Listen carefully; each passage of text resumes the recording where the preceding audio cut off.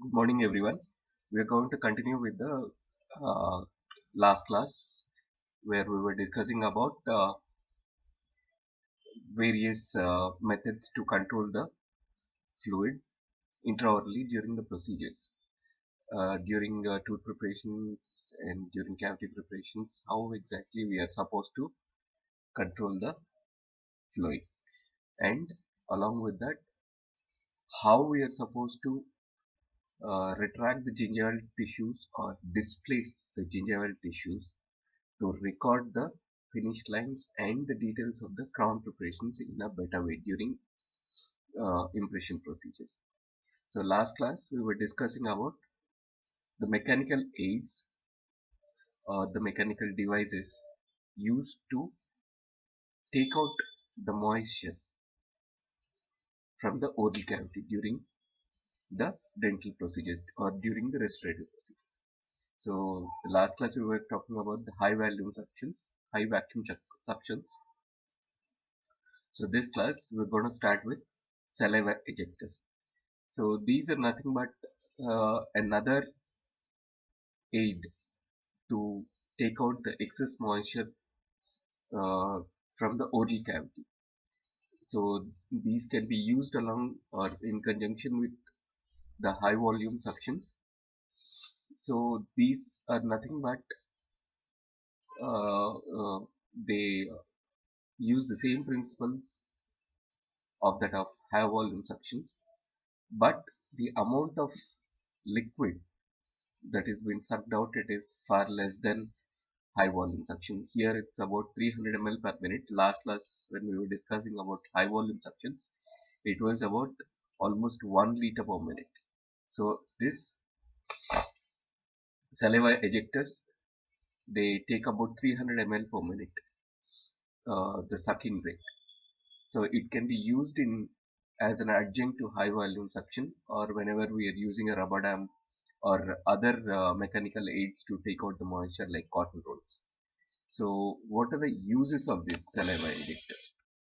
Removes saliva from the floor of the mouth and removes water supply. So whenever the water is sprayed onto the rotary instruments, that excess water which comes into the mouth, it can be taken out with the help of a saliva ejector.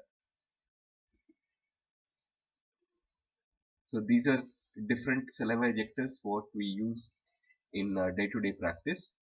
So these are different configurations and different uh, color-coded plastic tips, and here you can see the mouth mirror in itself with the holes present on one side. So this can be used for indirect illumination of the area, and along with that it can be used as a saliva ejector also.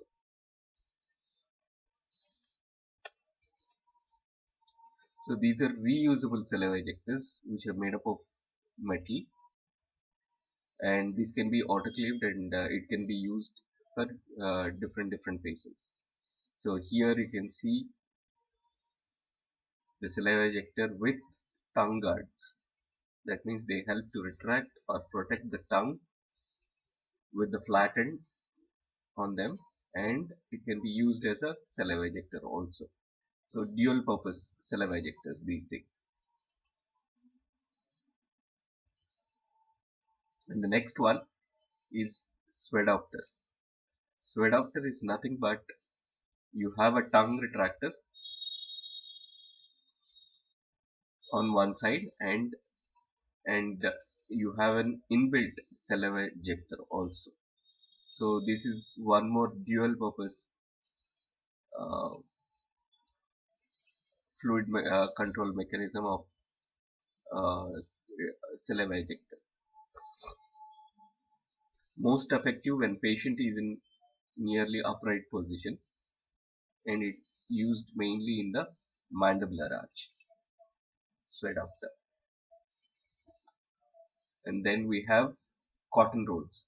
These are the commonest and cheap ways or cheap methods to maintain the moisture intraorally, or to take out the moisture from the oral cavity. So they can be used both in the maxillary arch and the mandibular arch. So what are the uses of these cotton rolls? Small amounts of moisture helps in retracting lips and cheek and tongue, and provides acceptable dryness for procedures like cementation and impression making.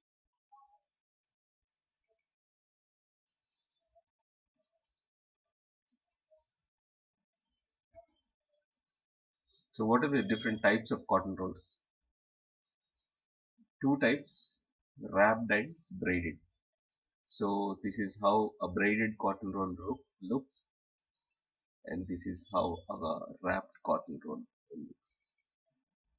So these are two types of cotton rolls, and these can be used for retracting lips and cheeks during cementation procedures, or during filling up of cavities. They prevent the moisture to seep into the working area, and they help in better handling of restorative materials. Cotton roll holder. So actually this helps in the cotton roll holder. It helps in keeping the cotton rolls in place during the procedure, and at the same time it helps in for retraction of cheeks and tongue, and enhances the visibility in the area. So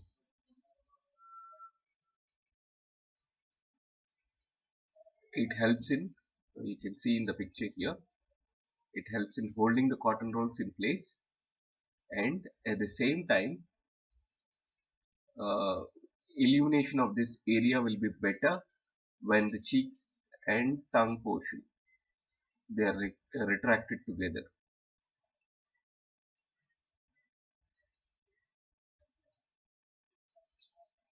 Next is absorbents.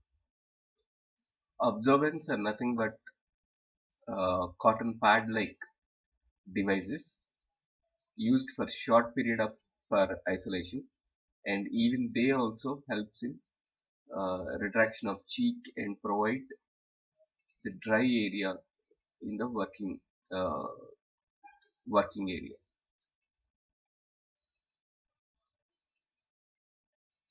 So alternatives for rubber dam application.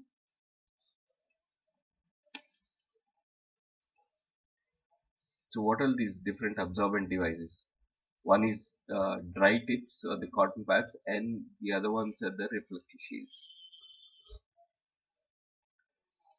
So you can see here in the picture, the first picture, these are the dry pads. These can be placed on top of the parotid gland openings on the side of the cheek. So they can be used for 15 minutes, and it absorbs more moisture compared to that of cotton rolls, because they're directly placed on top of the openings of the salivary glands.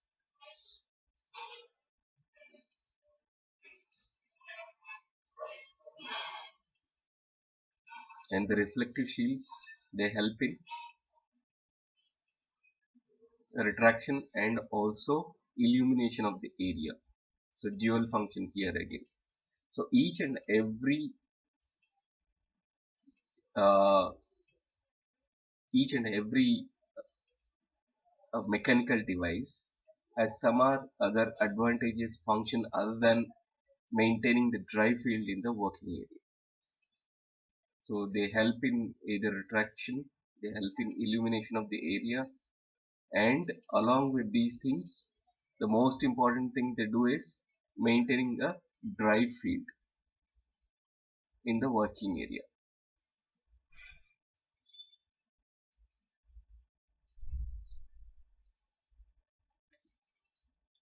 So what are the chemical methods of control of fluid? So what can be used so that we can reduce the flow of saliva and secretion of salivary glands. So the chemical methods or chemical aids, anti-sialagogues and local anesthetics.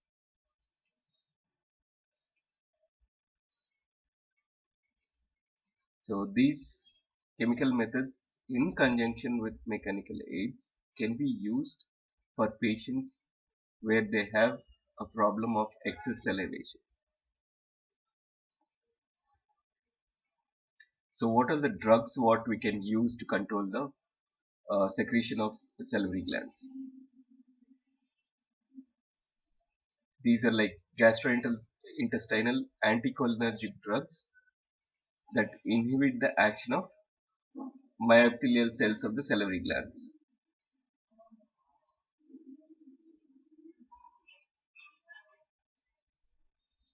Common drugs what we use are which anticholinergic drugs are the most commonest drugs what we use for control of secretion. The first one being nitanthalene bromide. Nitanthalene bromide. So 50 milligrams 1 hour before procedure, or propanthalene bromide 15 milligrams 1 hour before the procedure.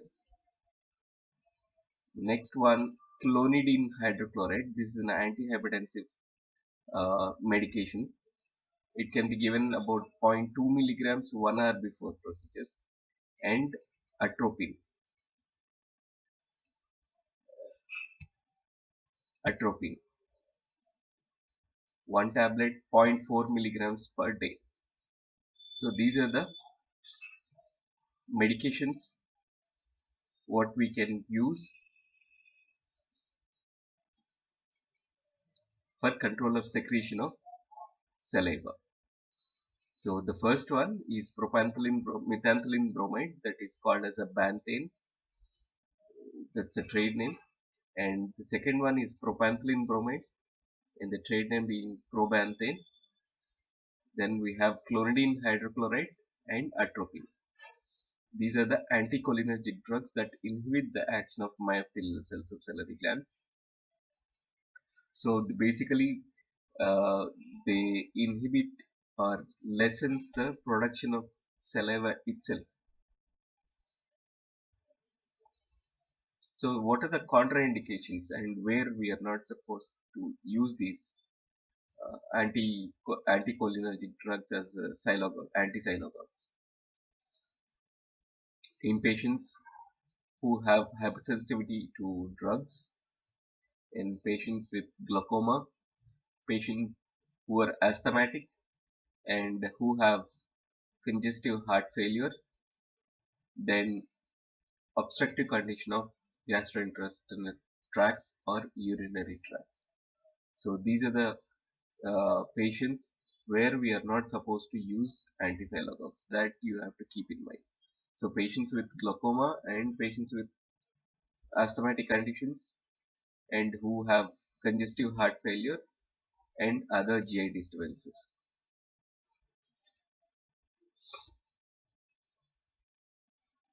So clonidine hydrochloride is an antihypertensive drug, so should be used cautiously, and it might cause drowsiness for the patient.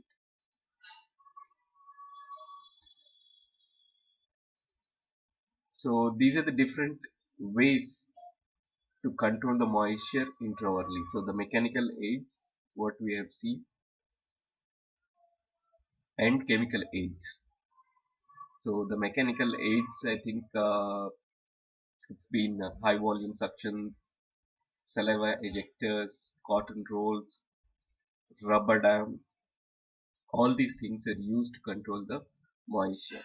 And the chemical methods are different types of drugs, different types of medication what we use to lessen the production.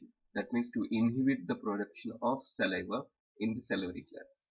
So all these chemical aids, they can be given 1 hour before the procedure. So during the procedure, the saliva ejection will be less. So coming to gingival retraction,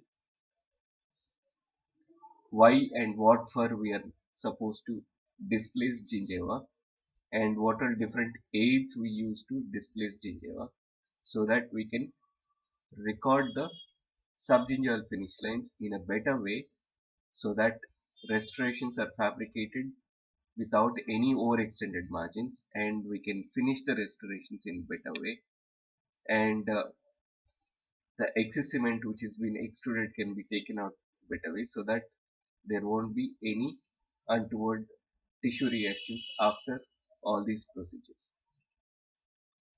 So what is the definition for this gingival retraction?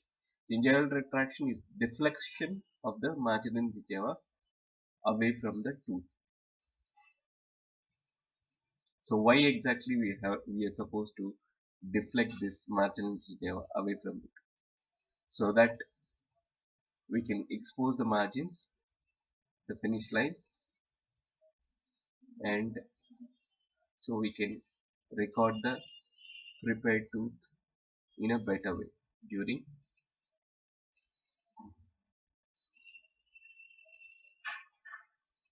impressions or after the tooth preparation. So need for gingival displacement is just to record the accurate impressions of the prepared tooth, and to finish any subgingival lesions that can be karyotic lesions, or any other class 5 restorations wherein we might have to do a restoration below the gum. So in that area, to better access the areas below the gum, we displace the gingival tissue,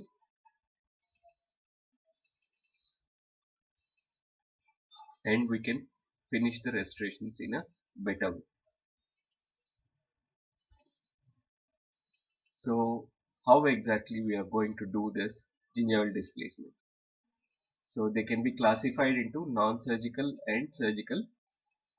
Non-surgical by means of mechanical and by means of chemico-mechanical aids, and the second one being surgical. So let's get into this gingival displacement, how we can do this with non-surgical procedures.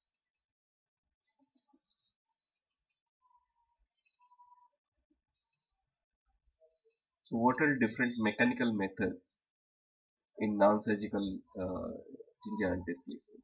So we can use this retraction crown or sleeve. We can have a mechanical retractor, and we can have a retraction cord.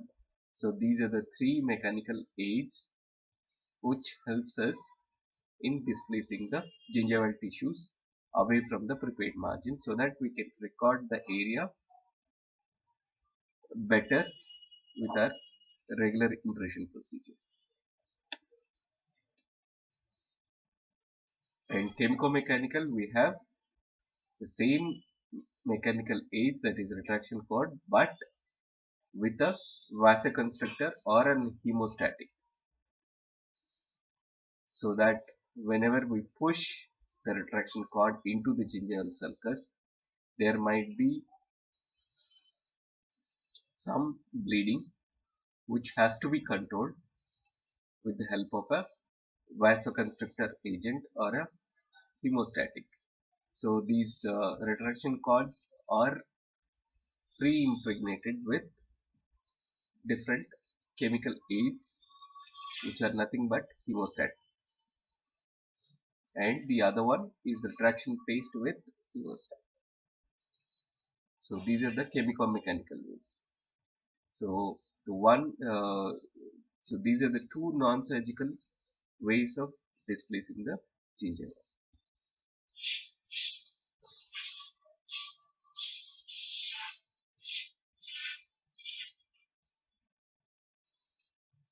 So retraction crown or sleeve. It's basically a temporary crown adapted to the finish line, and the excess material lined on the finish line, and this crown is placed on a prepared tooth and excess material is removed. So here, what are the disadvantages of retraction crown or sleeve?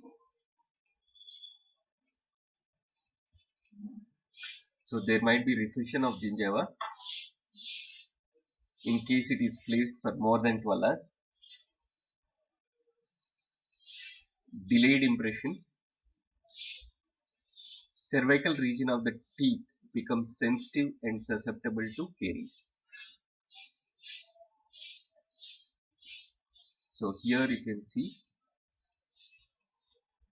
the anatomic compression caps placed on the patient's teeth and instruct the patient to bite into it. So this, when the patient bites on that compression cap, we can see that gingiva is being displaced at the cervical area.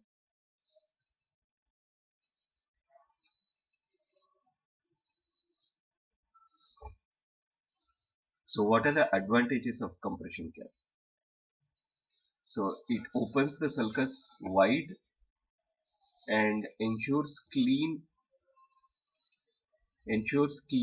dry area with well-defined gingival margin, and stops bleeding due to compression. So there won't be much bleeding, opens the sulcus wide and ensures clean, dry area with well-defined gingival margin. So what are the other modified impression techniques with these type of devices? So this is the oldest method, copper band impression, means carrying the impression material and mechanical way of retraction of gingiva. So how we are going to do gingival retraction with the help of a copper band, you can see here stepwise. So we select a copper band according to the mesiodistal width of the tooth, mark the buccal surface on top of the tooth, on top of the copper band, and the gingival extension is marked with a pencil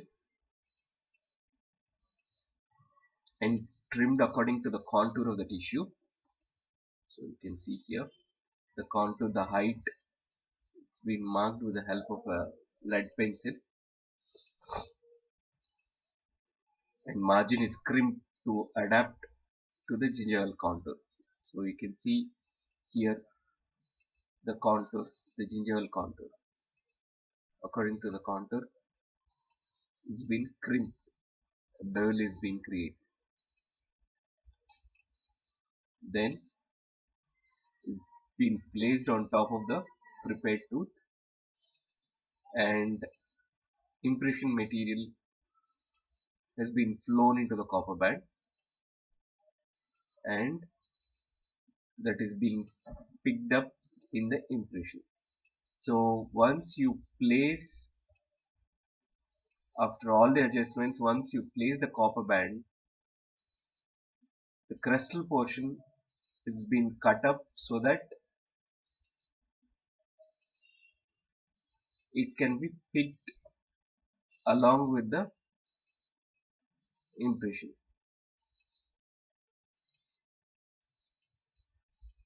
So here first into the copper band we flow the impression material, and it's been pushed into the copper band so that the prepared tooth is been recorded with the help of the impression material present in the copper band, and this entire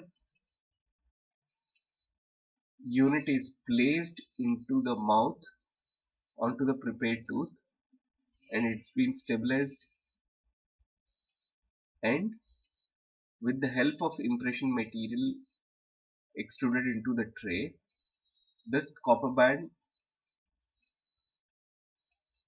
will be picked up into the impression. So we are making two impressions here. One impression we are making of the prepared tooth with the help of impression material in the copper band, and the second impression, the remaining portion of the teeth along with copper band is one more impression is being made and a model is poured. So for the same purpose we can use a temporary acrylic coping also other than copper band. So this temporary acrylic resin coping, first we construct, and a tray adhesive is applied onto this one, and it's been filled with elastomeric impression material, so that helps in adhesion of impression material to the acrylic crown. So because of this temporary crown, tissue displacement occurs.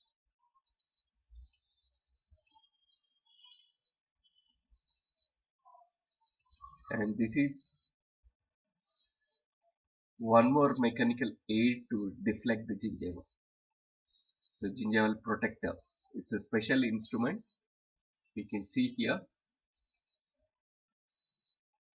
it has a crescent shaped tip on the adjustable ball joint. You have an adjustable ball joint here, and to that is attached one metal foil like thing, which helps in protecting the gingiva during veneer preparations and during subgingival cavity preparations, and to check for the fitting of the margins of the crown. So this area of metal sheet, it helps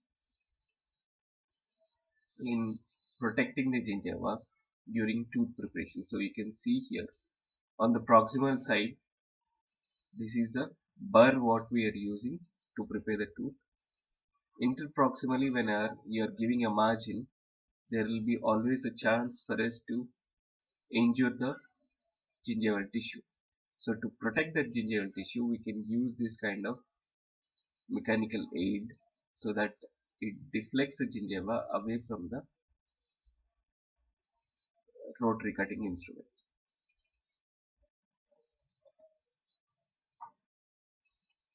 Matrix and wedges, these are the things what we use during our class 2 cavity preparation.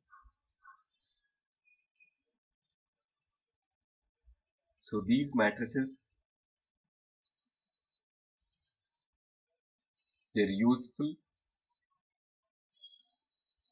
whenever or for contouring the gingival extensions, and they help in displacing the gingival tissue. So these are placed interproximally, as you can see here. So you might have used these things, these matrices, during your preclinical procedures. And the wedges, those triangular shaped plastic or made up of different configurations of wood.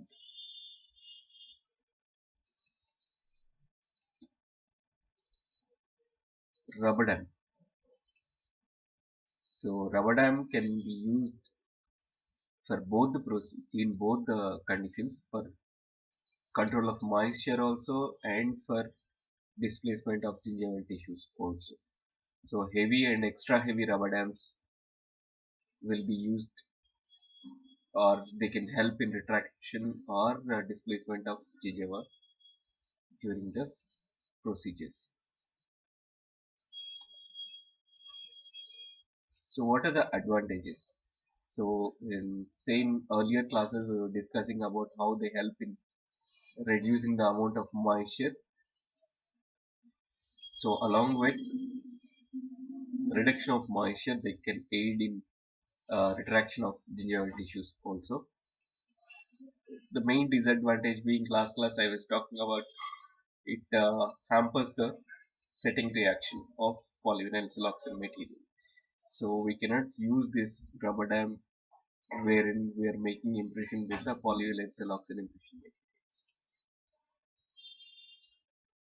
And it will be very difficult when we are working or when we are preparing full contour crowns for all the teeth present in the oral cavity.